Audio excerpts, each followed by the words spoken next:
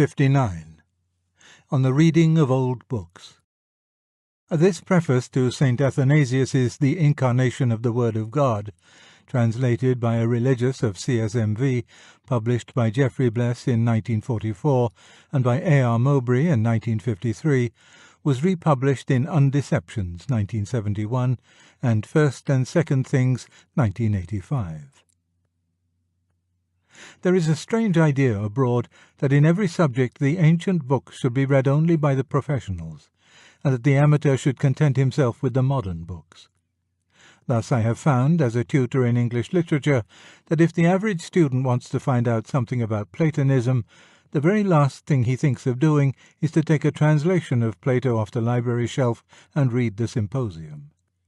He would rather read some dreary modern book 10 times as long, all about isms and influences, and only once in 12 pages telling him what Plato actually said.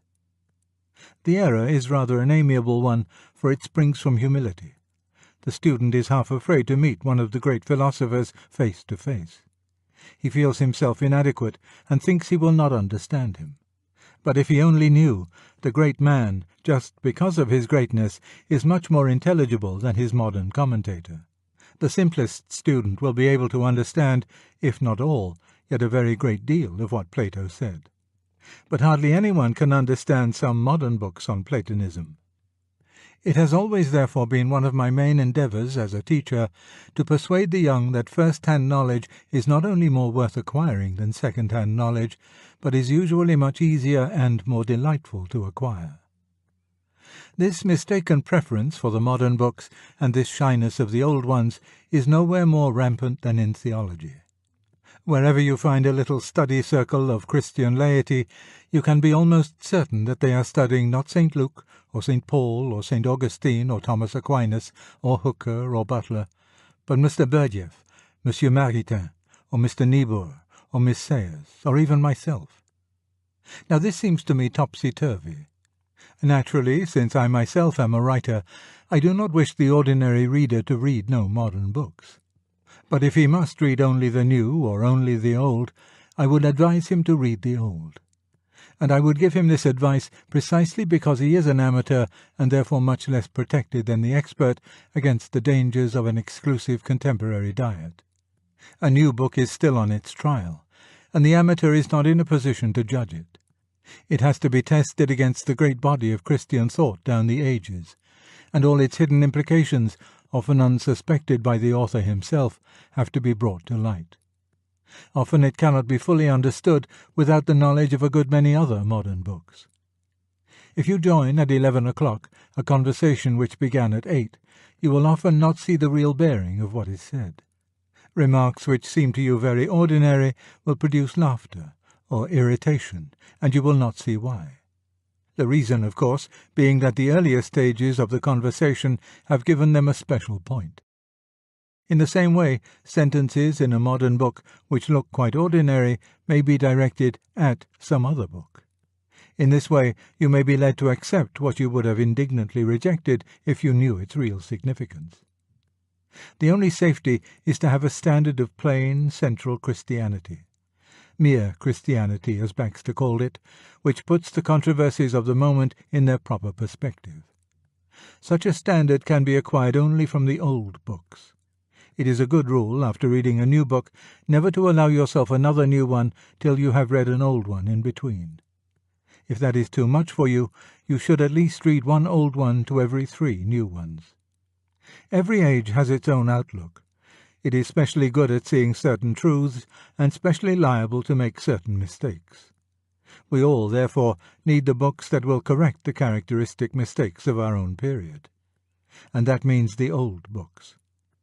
All contemporary writers share to some extent the contemporary outlook, even those, like myself, who seem most opposed to it.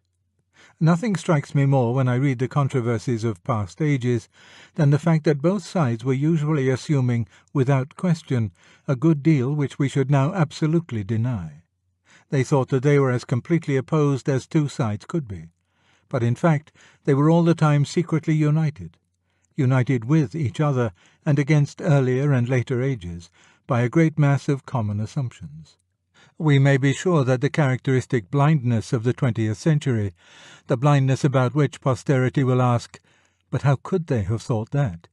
lies where we have never suspected it, and concerns something about which there is untroubled agreement between Hitler and President Roosevelt, or between Mr. H. G. Wells and Karl Barth. None of us can fully escape this blindness, but we shall certainly increase it and weaken our guard against it if we read only modern books. Where they are true, they will give us truths which we half knew already. Where they are false, they will aggravate the error with which we are already dangerously ill. The only palliative is to keep the clean sea breeze of the centuries blowing through our minds, and this can be done only by reading old books. Not, of course, that there is any magic about the past. People were no cleverer then than they are now. They made as many mistakes as we, but not the same mistakes. They will not flatter us in the errors we are already committing, and their own errors being now open and palpable will not endanger us. Two heads are better than one, not because either is infallible, but because they are unlikely to go wrong in the same direction.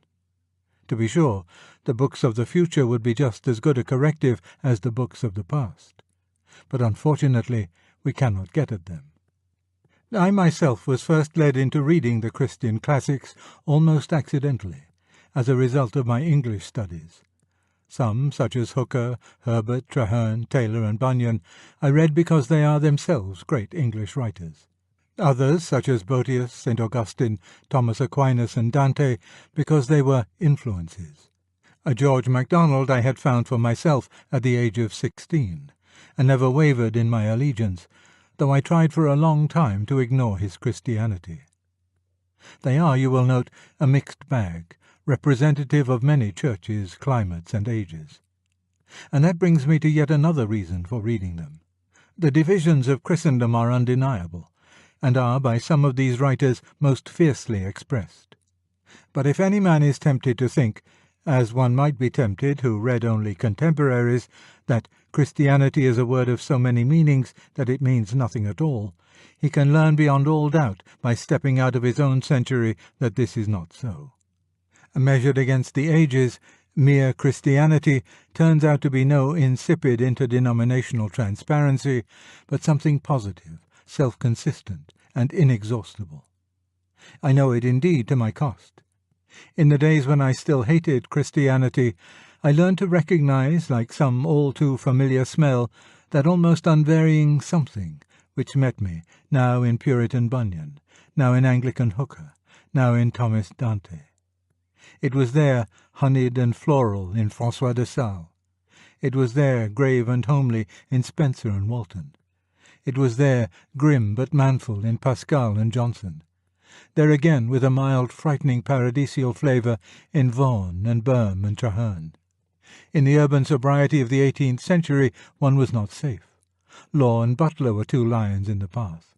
The supposed paganism of the Elizabethans could not keep it out.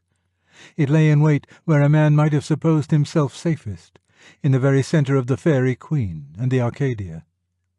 It was, of course, varied, and yet, after all, so unmistakably the same, recognizable, not to be evaded, the odour which is death to us until we allow it to become life. An air that kills from yon far country blows. We are all rightly distressed, and ashamed also, at the divisions of Christendom. But those who have always lived within the Christian fold may be too easily dispirited by them. They are bad, but such people do not know what it looks like from without. Seen from there, what is left intact, despite all the divisions, still appears, as it truly is, an immensely formidable unity. I know, for I saw it, and well our enemies know it. That unity any of us can find by going out of his own age. It is not enough, but it is more than you had thought till then. Once you are well soaked in it, if you then venture to speak, you will have an amusing experience. You will be thought a papist when you are actually reproducing Bunyan, a pantheist when you are quoting Aquinas, and so forth. For you have now got on to the great level viaduct which crosses the ages and which looks so high from the valleys, so low from the mountains, so narrow compared with the swamps, and so broad compared with the sheep tracks. The present book is something of an experiment. The translation is intended for the world at large, not only for theological students. If it succeeds, other translations of other great Christian books will presumably follow. In one sense, of course, it is not the first in the field. Translations of the Theologia Germanica, the Imitation, the Scale of Perfection, and the Revelations of Lady Julian of Norwich are already on the market and are very valuable, though some of them are not very scholarly. But it will be noticed that these are all books of devotion rather than of doctrine. Now the layman or amateur needs to be instructed as well as to be exhorted. In this age his need for knowledge is particularly pressing. Nor would I admit any sharp division between the two kinds of book. For my own part, I tend to find the doctrinal books often more helpful in devotion than the devotional books, and I rather suspect that the same experience may await many others. I believe that many who find that nothing happens when they sit down or kneel down to a book of devotion would find that the heart sings unbidden while they are working their way through a tough bit of theology with a pipe in their teeth and a pencil in their hand. This is a good translation of a very great book. St. Athanasius had suffered in popular estimation from a certain sentence in the Athanasian Creed. I will not labour the point that that work is not exactly a creed and was not by St. Athanasius, for I think it is a very fine piece of writing. The words, "which faith except every one do keep whole and undefiled, without doubt he shall perish everlastingly," are the offence. They are commonly misunderstood. The operative word here is keep, not acquire or even believe, but keep. The author, in fact, is not talking about unbelievers, but about deserters. Not about those who have never heard of Christ, nor even those who have misunderstood and refused to accept him, but of those who, having really understood and really believed, then allow themselves, under the sway of sloth or of fashion or any other invited confusion, to be drawn away into sub-Christian modes of thought. They are a warning against the curious modern assumption that all changes of belief, however brought about, are necessarily exempt from blame. But this is not my immediate concern. I mention the Creed, commonly called, of St. Athanasius, only to get out of the reader's way what may have been a bogey, and to put the true Athanasius in its place. His epitaph is Athanasius contra mundum, Athanasius against the world. We are proud that our own country has more than once stood against the world. Athanasius did the same. He stood for the Trinitarian doctrine, whole and undefiled, when it looked as if all the civilized world was slipping back from Christianity into the religion of Arius, into one of those sensible synthetic religions which are so strongly recommended today, and which then, as now, included among their devotees many highly cultivated clergymen. It is his glory that he did not move with the times. It is his reward that he now remains when those times, as all times do, have moved away. When I first opened his De Incarnatione, I soon discovered by a very simple test that I was reading a masterpiece. I knew very little Christian Greek except that of the New Testament, and I had expected difficulties.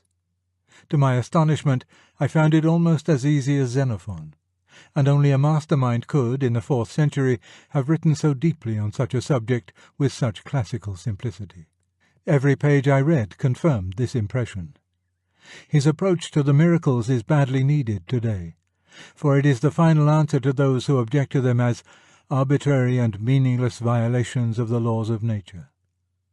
They are shown to be rather the retelling in capital letters of the same message which nature writes in her crabbed cursive hand. The very operations one would expect of him who was so full of life that when he wished to die he had to borrow death from others. The whole book, indeed, is a picture of the tree of life, a sappy and golden book, full of buoyancy and confidence. We cannot, I admit, appropriate all its confidence today. We cannot point to the high virtue of Christian living and the gay, almost mocking courage of Christian martyrdom as a proof of our doctrines with quite the assurance which Athanasius takes as a matter of course. But whoever may be to blame for that, it is not Athanasius. 110. The Inner Ring. A memorial oration delivered at King's College, the University of London, in 1944, this first appeared in They Asked for a Paper, 1962, and is now in Screwtape Proposes a Toast, 1998. May I read you a few lines from Tolstoy's War and Peace? When Boris entered the room, Prince Andrei was listening to an old general, wearing his decorations, who was reporting something to Prince Andrei with an expression of soldierly servility on his purple face. "All right, please wait," he said to the general, speaking in Russian with the French accent which he used when he spoke with contempt.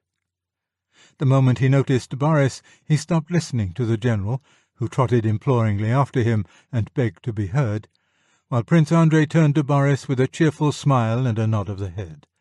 Boris now clearly understood, what he had already guessed, that side by side with the system of discipline and subordination which were laid down in the army regulations, there existed a different and a more real system, the system which compelled a tightly laced general with a purple face to wait respectfully for his turn, while a mere captain like Prince Andrei chatted with a mere second lieutenant like Boris.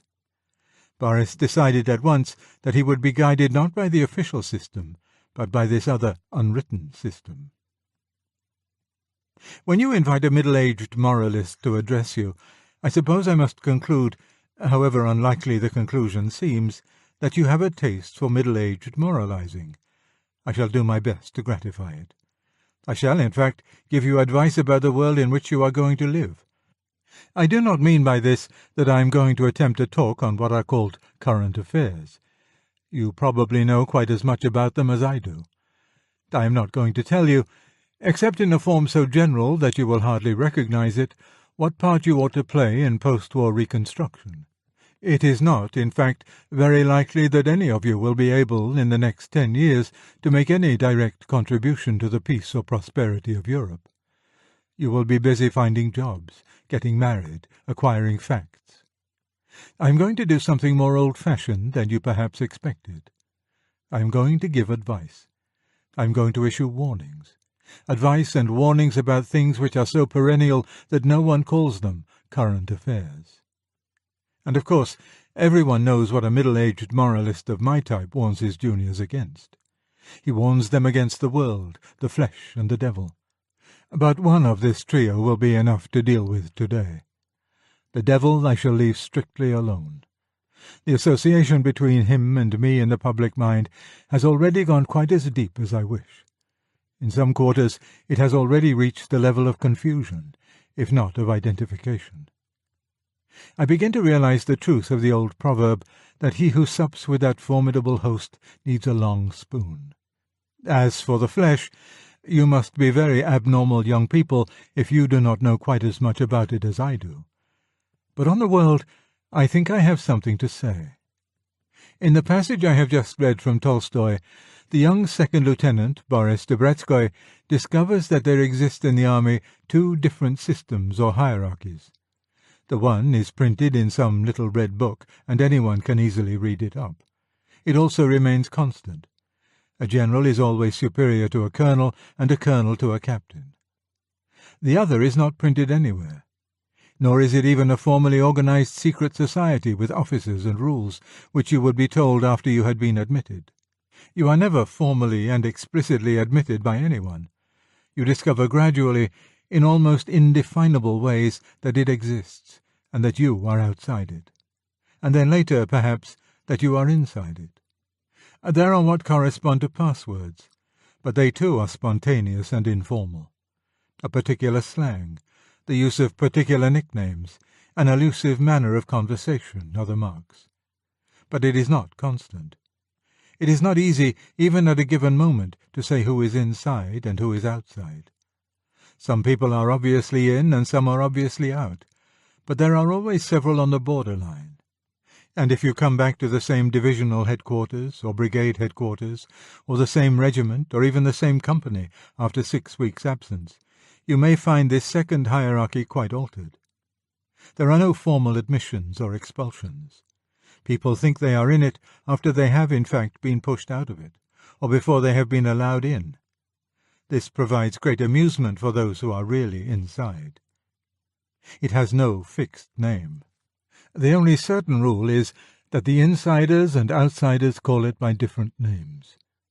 From inside it may be designated, in simple cases, by mere enumeration. It may be called you and Tony and me. When it is very secure and comparatively stable in membership, it calls itself we. When it has to be suddenly expanded to meet a particular emergency, it calls itself all the sensible people at this place. From outside, if you have despaired of getting into it, you call it that gang, or they, or so-and-so and his set, or the caucus, or the inner ring. If you are a candidate for admission, you probably don't call it anything. To discuss it with the other outsiders would make you feel outside yourself. And to mention it in talking to the man who is inside, and who may help you in, if this present conversation goes well, would be madness. Badly as I may have described it, I hope you will all have recognized the thing I am describing. Not, of course, that you have been in the Russian army, or perhaps in any army. But you have met the phenomenon of an inner ring. You discovered one in your house at school, before the end of the first term. And when you had climbed up to somewhere near it by the end of your second year, perhaps you discovered that within the ring there was a ring yet more inner, which in turn was the fringe of the great school ring to which the house rings were only satellites. It is even possible that the school ring was almost in touch with the master's ring. You were beginning, in fact, to pierce through the skins of the onion. And here, too, at your university. Shall I be wrong in assuming that at this very moment, invisible to me, there are several rings, independent systems or concentric rings, present in this room?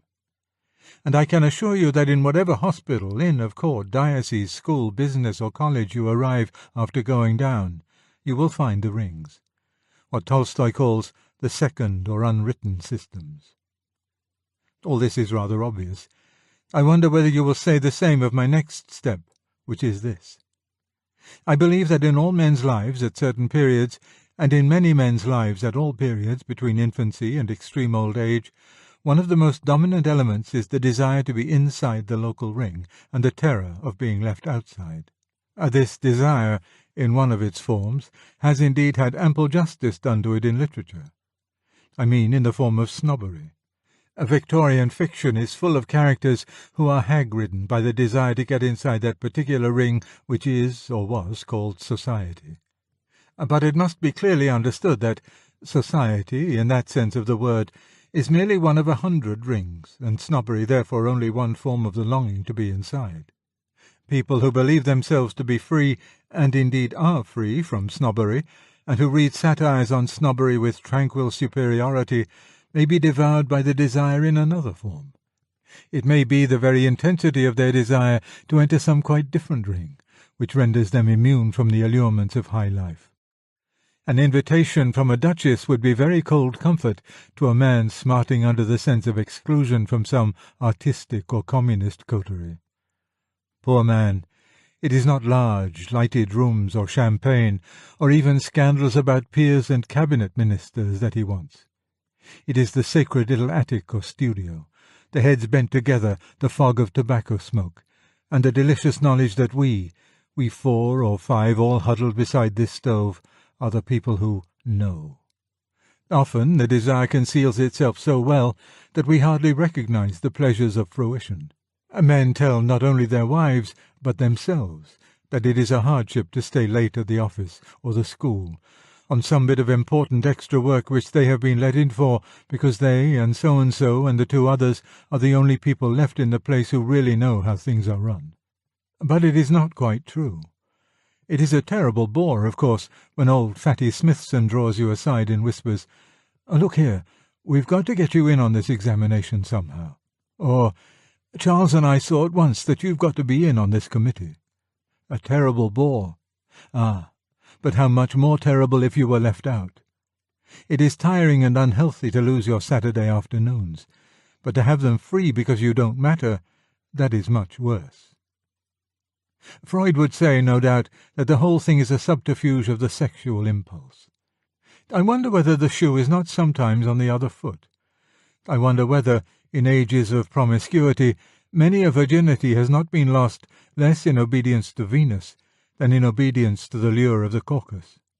For, of course, when promiscuity is the fashion, the chaste are outsiders. They are ignorant of something that other people know. They are uninitiated. And as for lighter matters, the numbers who first smoked or first got drunk for a similar reason is probably very large.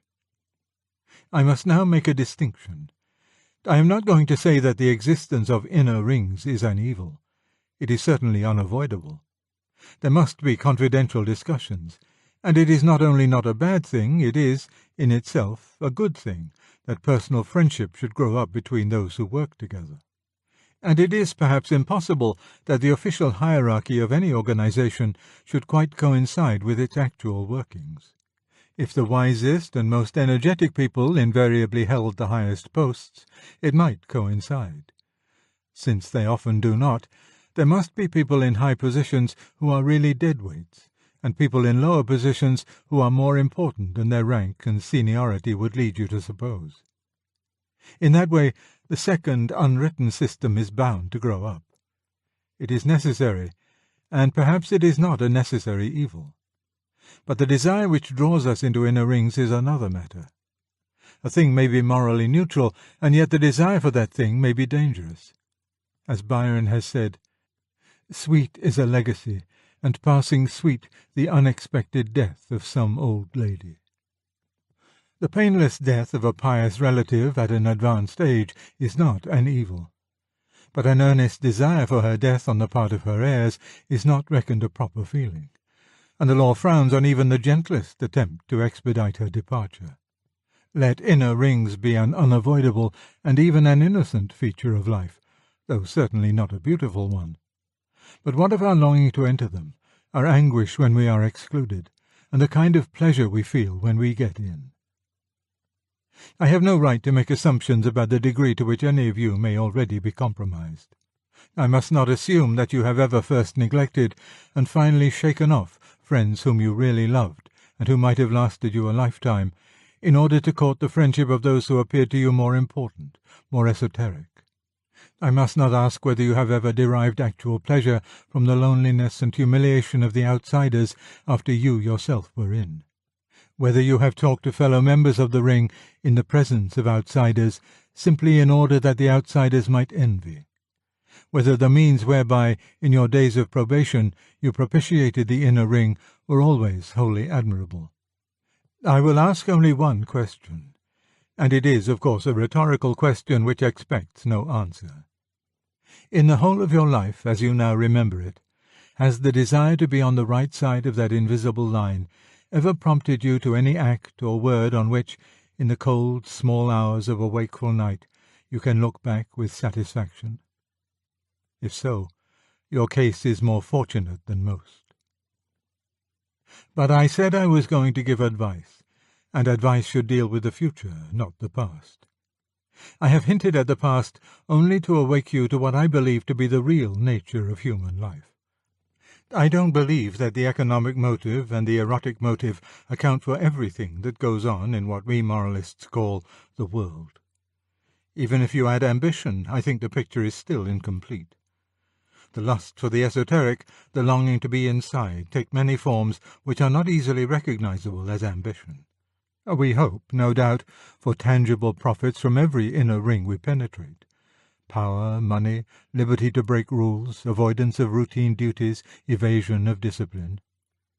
But all these would not satisfy us if we did not get in addition the delicious sense of secret intimacy. It is, no doubt, a great convenience to know that we need fear no official reprimands from our official senior, because he is old Percy, a fellow member of our ring. But we don't value the intimacy only for the sake of convenience. Quite equally, we value the convenience as a proof of the intimacy. My main purpose in this address is simply to convince you that this desire is one of the great permanent mainsprings of human action. It is one of the factors which go to make up the world as we know it. This whole pell-mell of struggle, competition, confusion, graft, disappointment, and advertisement. And if it is one of the permanent mainsprings, then you may be quite sure of this. Unless you take measures to prevent it, this desire is going to be one of the chief motives of your life, from the first day on which you enter your profession until the day when you are too old to care. That will be the natural thing, the life that will come to you of its own accord. Any other kind of life, if you lead it, will be the result of conscious and continuous effort. If you do nothing about it, if you drift with the stream, you will, in fact, be an inner ringer. I don't say you'll be a successful one, that's as may be. But whether by pining and moping outside rings that you can never enter, or by passing triumphantly further and further in, one way or the other, you will be that kind of man. I have already made it fairly clear that I think it better for you not to be that kind of man. But you may have an open mind on the question. I will therefore suggest 2 reasons for thinking as I do. It would be polite and charitable, and in view of your age reasonable too, to suppose that none of you is yet a scoundrel. On the other hand, by the mere law of averages, I am saying nothing against free will, it is almost certain that at least 2 or 3 of you before you die will have become something very like scoundrels. There must be in this room the makings of at least that number of unscrupulous, treacherous, ruthless egotists. The choice is still before you, and I hope you will not take my hard words about your possible future characters as a token of disrespect to your present characters. And the prophecy I make is this: to 9 out of 10 of you, the choice which could lead to scoundrelism will come, when it does come, in no very dramatic colours. Obviously bad men, obviously threatening or bribing, will almost certainly not appear. Over a drink or a cup of coffee, disguised as a triviality and sandwiched between 2 jokes from the lips of a man or woman whom you have recently been getting to know rather better, and whom you hope to know better still, just at the moment when you are most anxious not to appear crude or naive or a prig, the hint will come. It will be the hint of something which is not quite in accordance with the technical rules of fair play, something which the public, the ignorant, romantic public, would never understand, something which even the outsiders in your own profession are apt to make a fuss about. But something, says your new friend, which we, and at the word we you try not to blush for mere pleasure, something we always do. And you will be drawn in, if you are drawn in, not by desire for gain or ease, but simply because at that moment, when the cup was so near your lips, you cannot bear to be thrust back again into the cold outer world. It would be so terrible to see the other man's face, that genial, confidential, delightfully sophisticated face, turn suddenly cold and contemptuous, to know that you had been tried for the inner ring and rejected. And then, if you are drawn in, next week it will be something a little further from the rules, and next year something further still, but all in the jolliest, friendliest spirit. It may end in a crash, a scandal, and penal servitude. It may end in millions, a peerage, and giving prizes at your old school. But you will be a scoundrel. That is my first reason. Of all passions, the passion for the inner ring is most skilful in making a man, who is not yet a very bad man, do very bad things. My second reason is this. The torture allotted to the Danaids in the classical underworld, that of attempting to fill sieves with water, is the symbol not of one vice, but of all vices. It is the very mark of a perverse desire that it seeks what is not to be had. The desire to be inside the invisible line illustrates this rule. As long as you are governed by that desire, you will never get what you want. You are trying to peel an onion. If you succeed, there will be nothing left. Until you conquer the fear of being an outsider you will remain. This is surely very clear when you come to think of it. If you want to be made free of a certain circle for some wholesome reason, if, say, you want to join a musical society because you really like music, then there is a possibility of satisfaction.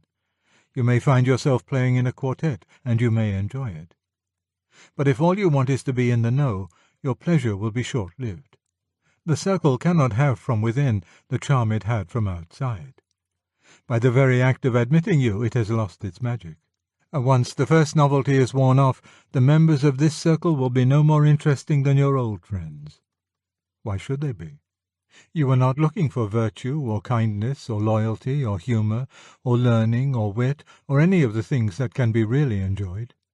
You merely wanted to be in, and that is a pleasure that cannot last.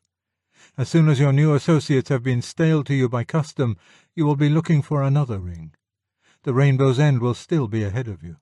The old ring will now be only the drab background for your endeavour to enter the new one.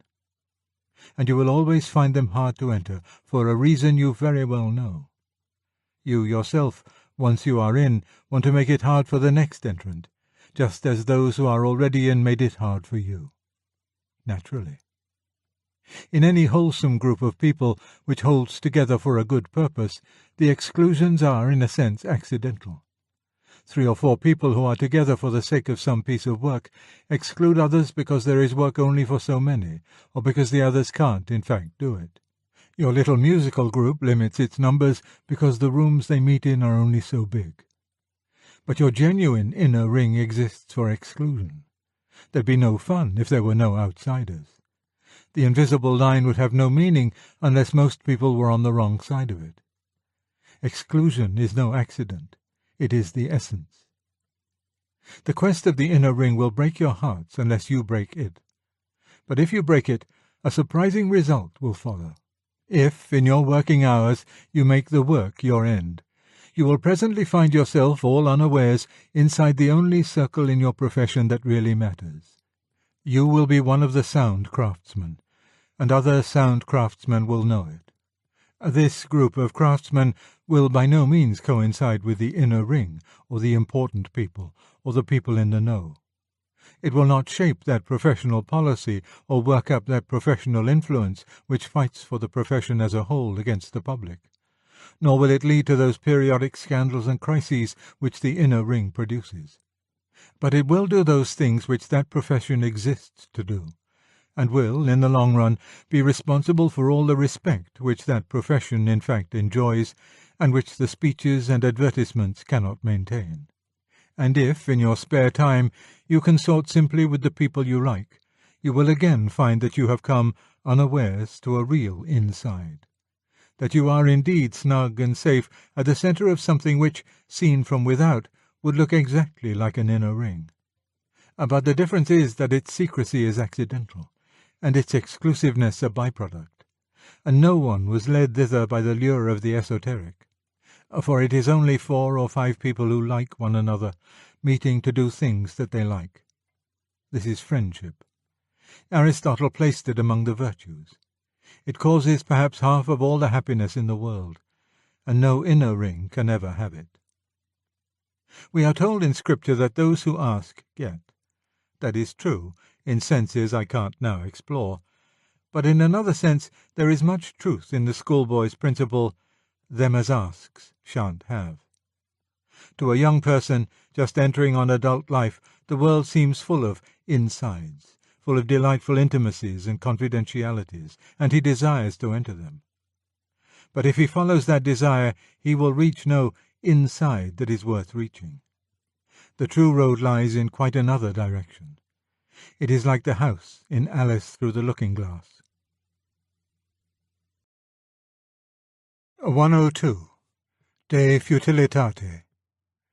An address given at Magdalen College, Oxford, during the Second World War, at the invitation of the president of the college, Sir Henry Tizard, and published in Christian Reflections, 1998. When I was asked to address you, Sir Henry Tizard suggested that the problem of futility was likely to be present to many of your minds. It would have been raised by the disappointment of all those hopes with which the last war closed, and the uneasy feeling that the results of the present war may prove equally disappointing. And if I remember rightly, he also hinted that the feeling of futility might go even deeper. The eschatological hopes which supported our more remote and Christian ancestors, and the secular hopes which supported the revolutionaries, or even the liberals of the last century, have both rather faded out. There is a certain vacuity left, a widespread question as to what all this hustling and crowded life is about, or whether, indeed, it is about anything. And now, in one way, I am the worst person in the world to address you on this subject. Perhaps because I had a not very happy boyhood, or perhaps because of some peculiarity in my glands, I am too familiar with the idea of futility to feel the shock of it so sharply as a good speaker on the subject ought to. Early in this war, a labouring man who was doing a midnight home guard patrol with another educated man and myself discovered from our conversation that we did not expect that this war would end wars, or, in general, that human misery would ever be abolished. I shall never forget that man standing still there in the moonlight for at least a whole minute, as this entirely novel idea sank in, and at last breaking out, "Then what's the good of the ruddy world going on?" What astonished me, for I was as much astonished as the workman, was the fact that this misgiving was wholly new to him. How, I wondered, could a man have reached the middle 40s without ever before doubting whether there was any good in the ruddy world going on? Such security was to me unimaginable. I can understand a man coming in the end, and after prolonged consideration, to the view that existence is not futile. But how any man could have taken it for granted beat me, and beats me still. And if there is anyone present whose fear of futility is based solely on such local and temporary facts as the war, or the almost equally threatening prospect of the next peace, I must ask him to bear with me while I suggest that we have to face the possibility of a much deeper and more radical futility, one which, if it exists at all, is wholly incurable. The cosmic futility is concealed from the masses by popular evolutionism. Speaking to a scientifically trained audience, I need not labour the point that popular evolutionism is something quite different from evolution as the biologists understand it. Biological evolution is a theory about how organisms change. Some of these changes have made organisms, judged by human standards, better, more flexible, stronger, more conscious. The majority of the changes have not done so. As J.B.S. Haldane says, in evolution, progress is the exception and degeneration the rule. Popular evolutionism ignores this. For it, evolution simply means improvement, and it is not confined to organisms, but applied also to moral qualities, institutions, arts, intelligence, and the like. There is thus lodged in popular thought the conception that improvement is, somehow, a cosmic law, a conception to which the sciences give no support at all. There is no general tendency, even for organisms, to improve. There is no evidence that the mental and moral capacities of the human race have been increased since man became man. And there is certainly no tendency for the universe as a whole to move in any direction which we should call good. On the contrary, evolution, even if it were what the mass of people suppose it to be, is only, by astronomical and physical standards, an inconspicuous foreground detail in the picture. The huge background is filled by quite different principles: entropy, degradation, disorganization. Everything suggests that organic life is going to be a very short and unimportant episode in the history of the universe. We have often heard individuals console themselves for their individual troubles by saying, "It will all be the same 100 years hence." But you can do the like about our troubles as a species. Whatever we do, it is all going to be the same in a few 100 million years hence. Organic life is only a lightning flash in cosmic history. In the long run, nothing will come of it. Now, do not misunderstand me. I am not for one moment trying to suggest that this long-term futility provides any ground for diminishing our efforts to make human life, while it lasts, less painful and less unfair than it has been up to date. The fact that the ship is sinking is no reason for allowing her to be a floating hell while she still floats. Indeed, there is a certain fine irony in the idea of keeping the ship very punctiliously in good order up to the very moment at which she goes down. If the universe is shameless and idiotic, that is no reason why we should imitate it. Well-brought-up people have always regarded the tumbril and the scaffold as places for one's best clothes and best manners. Such, at least, was my first reaction to the picture of the futile cosmos. And I am not, in the first instance, suggesting that the picture should be allowed to make any difference to our practice. But it must make a difference to our thoughts and feelings. Now it seems to me that there are 3 lines, and 3 only, which one can take about this futility. In the first place, you can simply take it.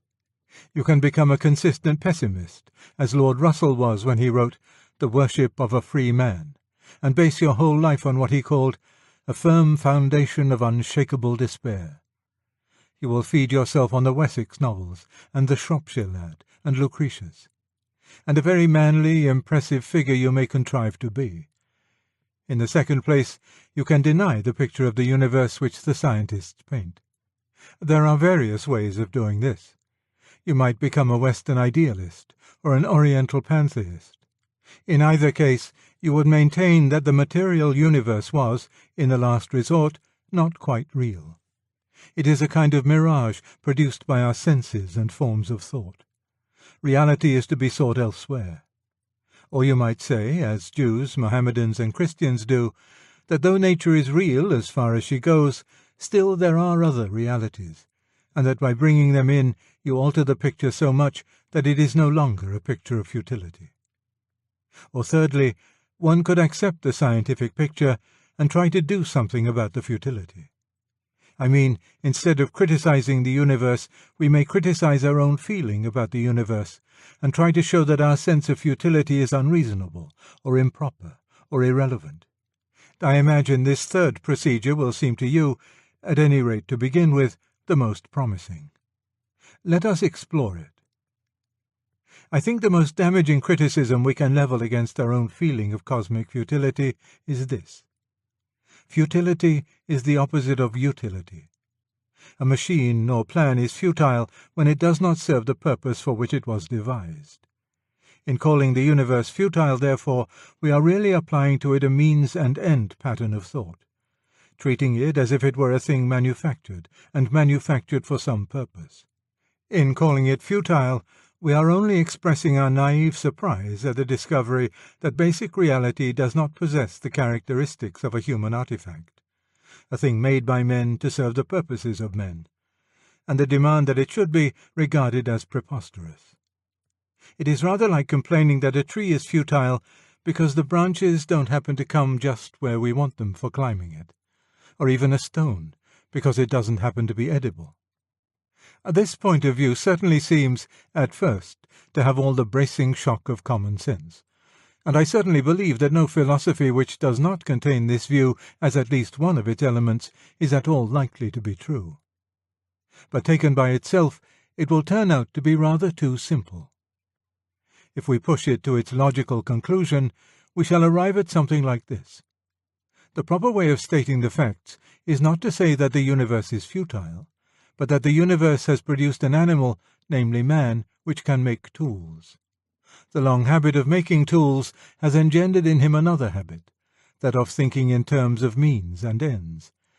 This habit becomes so deeply ingrained that even when the creature is not engaged in tool-making, it continues to use this pattern of thought, to project it, as we say, upon reality as a whole. Hence arises the absurd practice of demanding that the universe should be good, or complaining that it is bad. But such thoughts are merely human. They tell us nothing about the universe. They are merely a fact about man, like his pigmentation or the shape of his lungs. There is something attractive about this, but the question is how far we can go. Can we carry through to the end the view that human thought is merely human, that it is simply a zoological fact about Homo sapiens that he thinks in a certain way, that it in no way reflects, though no doubt it results from, non-human or universal reality? The moment we ask this question, we receive a check. We are, at this very point, asking whether a certain view of human thought is true. And the view in question is just the view that human thought is not true, not a reflection of reality. And this view is itself a thought.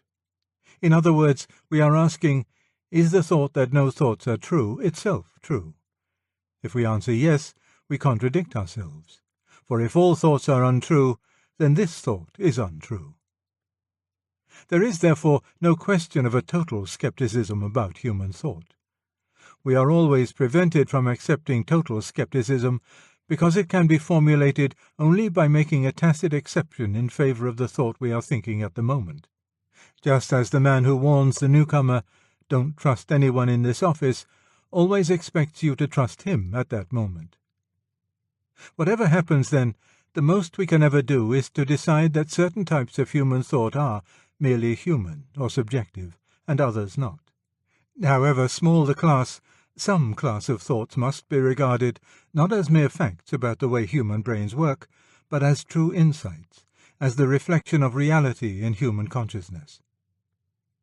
One popular distinction is between what is called scientific thought and other kinds of thought. It is widely believed that scientific thought does put us in touch with reality, whereas moral or metaphysical thought does not. On this view, when we say that the universe is a space-time continuum, we are saying something about reality, whereas if we say that the universe is futile, or that men ought to have a living wage, we are only describing our own subjective feelings. That is why, in modern stories of what the Americans call science-fictional type, stories about unknown species who inhabit other planets or the depth of the sea, these creatures are usually pictured as being wholly devoid of our moral standards, but as accepting our scientific standards. The implication is, of course, that scientific thought, being objective, will be the same for all creatures that can reason at all, whereas moral thought, being merely a subjective thing, like one's taste in food, might be expected to vary from species to species. But the distinction thus made between scientific and non-scientific thoughts will not easily bear the weight we are attempting to put on it. The cycle of scientific thought is from experiment to hypothesis, and thence to verification and a new hypothesis. Experiment means sense experiences specially arranged. Verification involves inference. If X existed, then, under conditions Y, we should have the experience Z. We then produce the conditions Y, and Z appears. We thence infer the existence of X. Now it is clear that the only part of this process which assures us of any reality outside ourselves is precisely the inference, if X, then Z, or conversely, since Z, therefore X. The other parts of the process, namely hypothesis and experiment, cannot by themselves give us any assurance. The hypothesis is, admittedly, a mental construction, something, as they say, inside our own heads, and the experiment is a state of our own consciousness. It is, say, a dial reading, or a colour seen if you heat the fluid in the test tube. That is to say, it is a state of visual sensation. The apparatus used in the experiment is believed to exist outside our own minds only on the strength of an inference. It is inferred as the cause of our visual sensations. I am not at all suggesting that the inference is a bad one. I am not a subjective idealist, and I fully believe that the distinction we make between an experiment in a dream and an experiment in a laboratory is a sound one. I am only pointing out that the material or external world in general is an inferred world, and that therefore particular experiments, far from taking us out of the magic circle of inference into some supposed direct contact with reality, are themselves evidential only as parts of that great inference. The physical sciences, then, depend on the validity of logic, just as much as metaphysics or mathematics. If popular thought feels science to be different from all other kinds of knowledge because science is experimentally verifiable, popular thought is mistaken. Experimental verification is not a new kind of assurance coming in to supply the deficiencies of mere logic. We should therefore abandon the distinction between scientific and non-scientific thought. The proper distinction is between logical and non-logical thought. I mean, the proper distinction for our present purpose, that purpose being to find whether there is any class of thoughts which has objective value, which is not merely a fact about how the human cortex behaves. For that purpose we can make no distinction between science and other logical exercises of thought, for if logic is discredited, science must go down along with it. It therefore follows that all knowledge whatever depends on the validity of inference. If, in principle, The feeling of certainty we have when we say, because A is B, therefore C must be D, is an illusion, if it reveals only how our cortex has to work, and not how realities external to us must really be. Then we can know nothing whatever. I say, in principle, because of course through inattention or fatigue we often make false inferences, and while we make them they feel as certain as the sound ones. But then they are always corrigible by further reasoning. That does not matter. What would matter would be if inference itself, even apart from accidental errors, were a merely subjective phenomenon. And now let me go back a bit. We began by asking whether our feeling of futility could be set aside as a merely subjective and irrelevant result, which the universe has produced in human brains. I postponed answering that question until we had attempted a larger one. I asked whether, in general, human thought could be set aside as irrelevant to the real universe and merely subjective. I now claim to have found the answer to this larger question. The answer is that at least one kind of thought, logical thought, cannot be subjective or irrelevant to the real universe. For unless thought is valid, we have no reason to believe in the real universe. We reach our knowledge of the universe only by inference. The very object to which our thought is supposed to be irrelevant depends on the relevance of our thought. A universe whose only claim to be believed in rests on the validity of inference must not start telling us that inference is invalid. That would really be a bit too nonsensical. I conclude, then, that logic is a real insight into the way in which real things have to exist.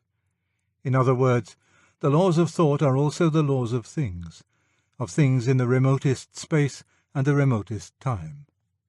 This admission seems to me completely unavoidable, and it has very momentous consequences. In the first place, it rules out any materialistic account of thinking. We are compelled to admit between the thoughts of a terrestrial astronomer and the behaviour of matter several light-years away that particular relation which we call truth. But this relation has no meaning at all if we try to make it exist between the matter of the star and the astronomer's brain, considered as a lump of matter. The brain may be in all sorts of relations to the star, no doubt. It is in a spatial relation, and a time relation, and a quantitative relation. But to talk of one bit of matter as being true about another bit of matter seems to me to be nonsense.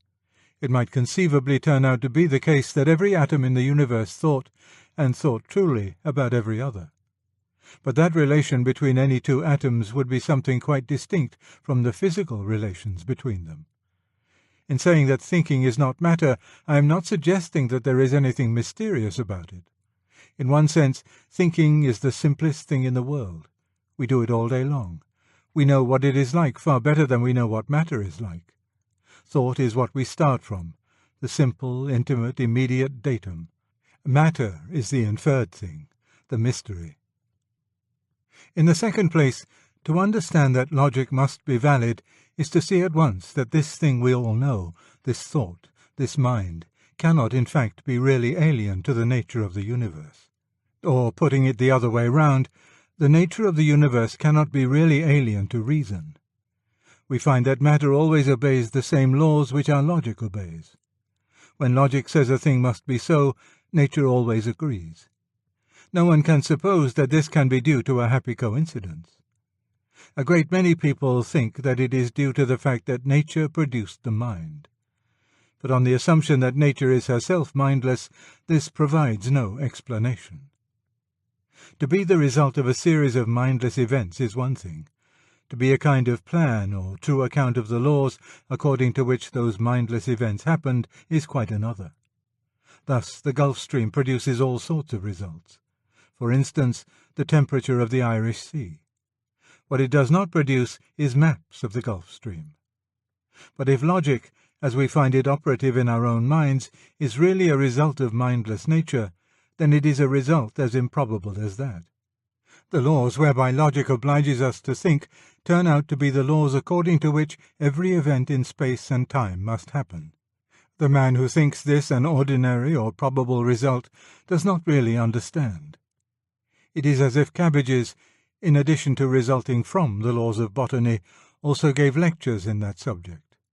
or as if, when I knocked out my pipe, the ashes arranged themselves into letters which read, "We are the ashes of a knocked-out pipe." But if the validity of knowledge cannot be explained in that way, and if perpetual happy coincidence throughout the whole of recorded time is out of the question, then surely we must seek the real explanation elsewhere.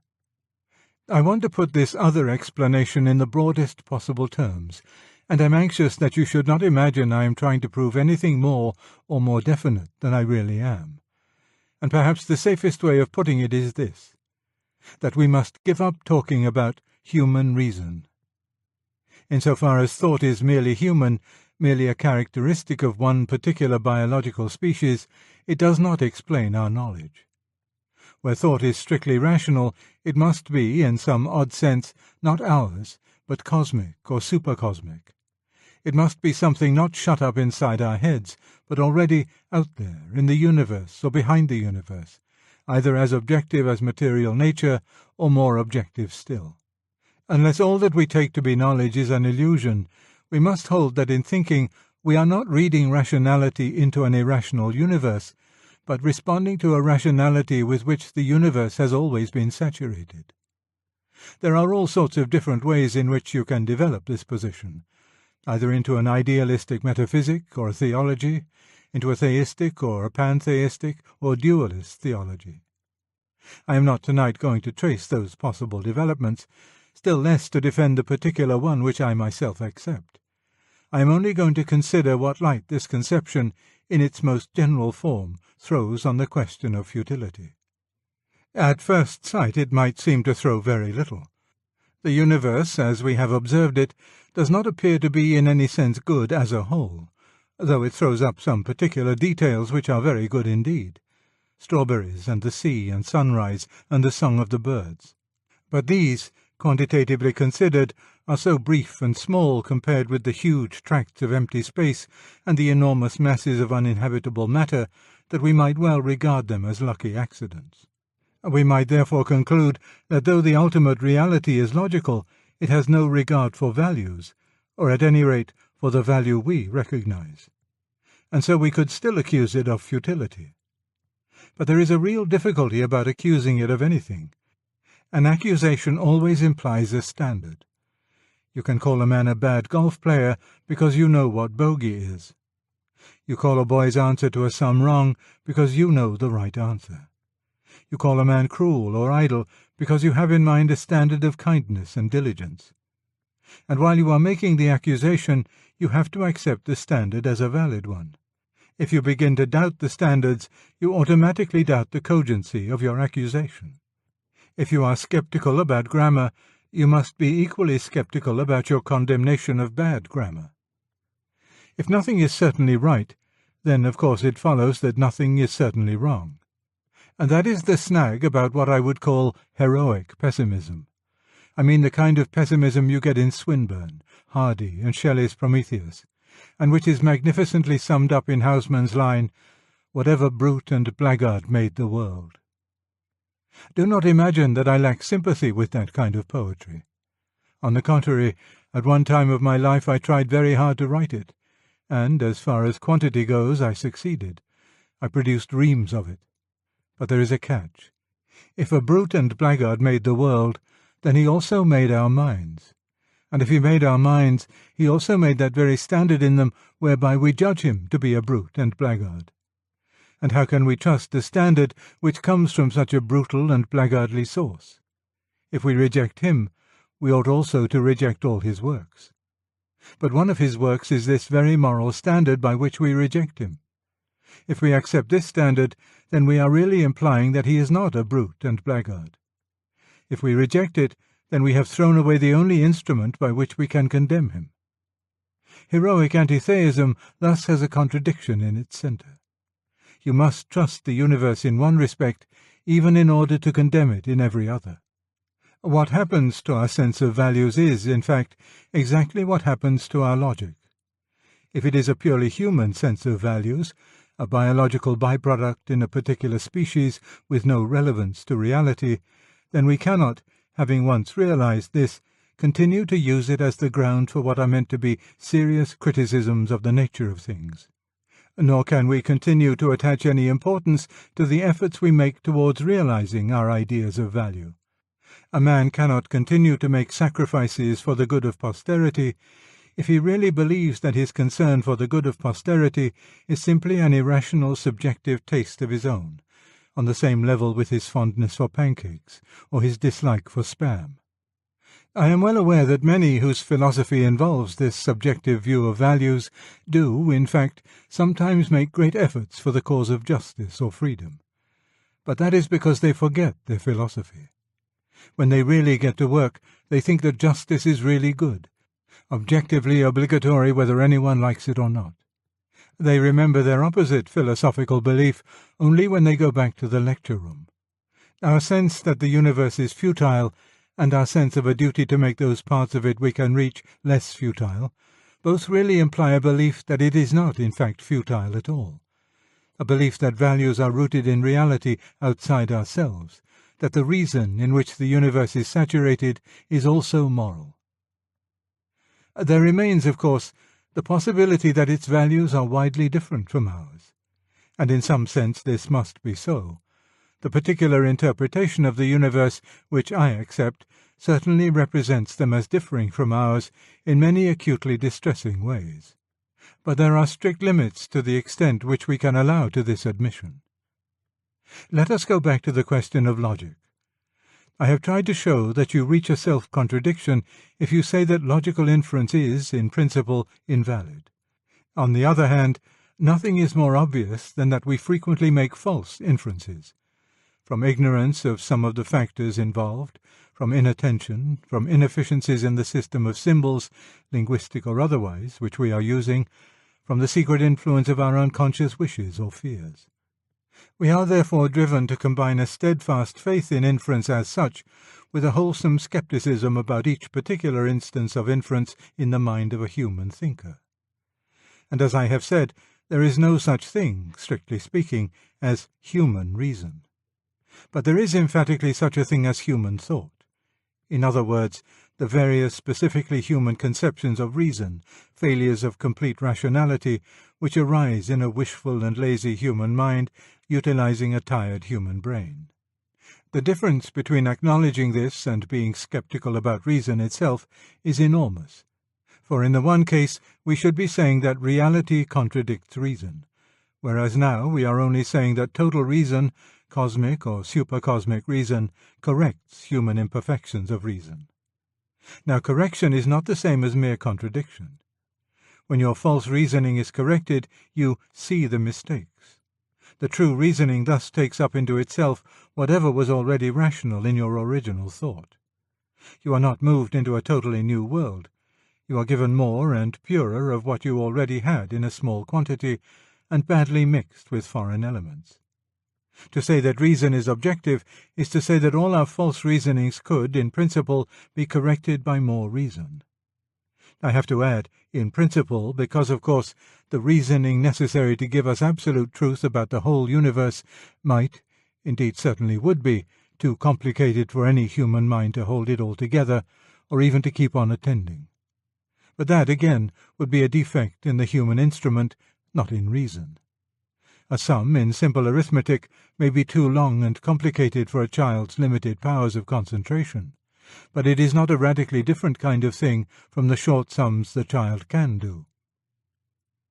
Now it seems to me that the relation between our sense of values and the values acknowledged by the cosmic or supercosmic reason is likely to be the same as the relation between our attempts at logic and logic itself.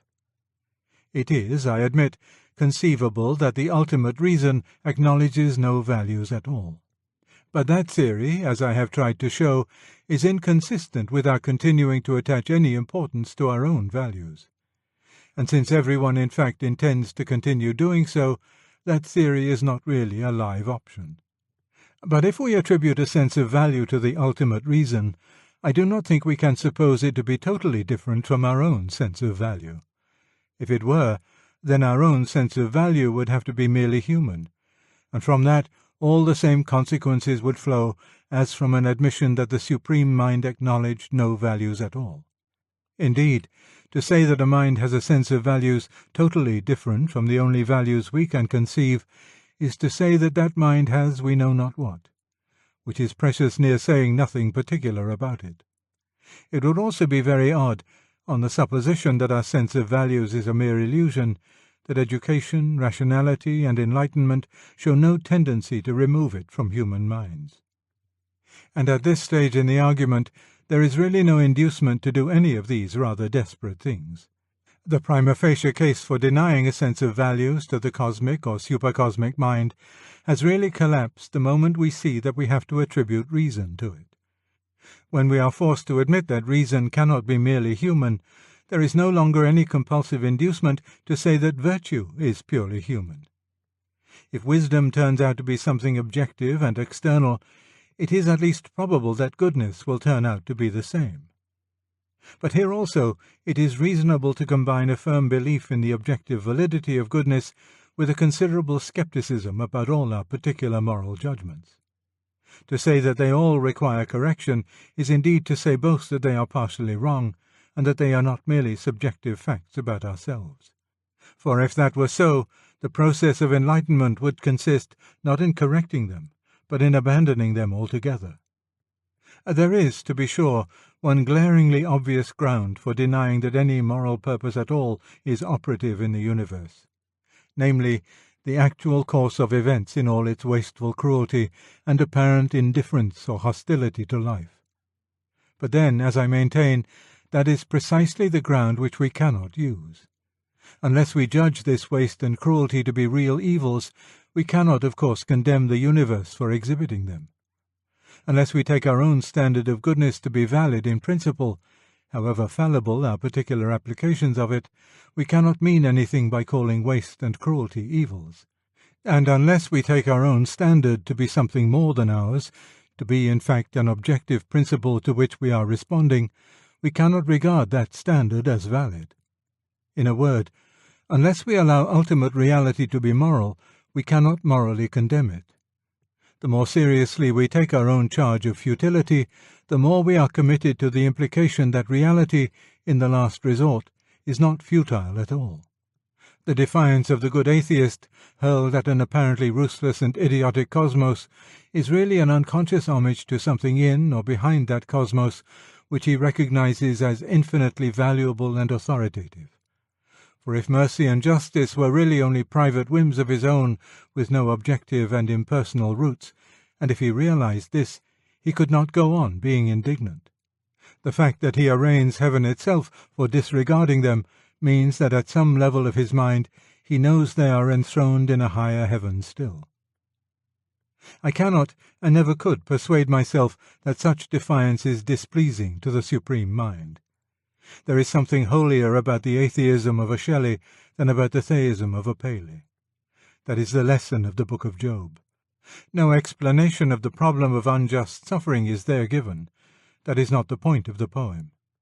The point is that the man who accepts our ordinary standard of good, and by it hotly criticizes divine justice, receives the divine approval. The orthodox, pious people who palter with that standard in the attempt to justify God are condemned. Apparently, the way to advance from our imperfect apprehension of justice to the absolute justice is not to throw our imperfect apprehensions aside, but boldly to go on applying them, just as the pupil advances to more perfect arithmetic, not by throwing his multiplication table away, but by working it for all it is worth. Of course, no one will be content to leave the matter just where the Book of Job leaves it, but that is as far as I intend to go tonight. Having grasped the truth that our very condemnation of reality carries in its heart an unconscious act of allegiance to the same reality of the source of our moral standards, we then of course have to ask how this ultimate morality in the universe can be reconciled with the actual course of events. It is really the same sort of problem that meets us in science. The pell-mell of phenomena, as we first observe them, seems to be full of anomalies and irregularities. But being assured that reality is logical, we go on framing and trying out hypotheses to show that the apparent irregularities are not really irregular at all. The history of science is the history of that process. The corresponding process whereby, having admitted that reality in the last resort must be moral, we attempt to explain evil, is the history of theology. Into that theological inquiry I do not propose to go at present. If any of you thinks of pursuing it, I would risk giving him one piece of advice. I think he can save himself time by confining his attention to two systems, Hinduism and Christianity. I believe these are the two serious options for an adult mind. Materialism is a philosophy for boys. The purely moral systems, like Stoicism and Confucianism, are philosophies for aristocrats. Islam is only a Christian heresy, and Buddhism a Hindu heresy. Both are simplifications inferior to the things simplified. As for the old pagan religions, I think we could say that whatever was of value in them survives either in Hinduism or in Christianity or in both, and there only. They are the two systems which have come down, still alive, into the present without leaving the past behind them. But all that is a matter for further consideration. I aim tonight only at reversing the popular belief that reality is totally alien to our minds. My answer to that view consists simply in restating it in the form, our minds are totally alien to reality. Put that way, it reveals itself as a self-contradiction. For if our minds are totally alien to reality, then all our thoughts, including this thought, are worthless. We must then grant logic to the reality. We must, if we are to have any moral standards, grant it moral standards too. And there is really no reason why we should not do the same about standards of beauty. There is no reason why our reaction to a beautiful landscape should not be the response, however humanly blurred and partial, to something that is really there. The idea of a wholly mindless and valueless universe has to be abandoned at one point, i.e., as regards logic. After that, there is no telling at how many other points it will be defeated, nor how great the reversal of our 19th century philosophy must finally be.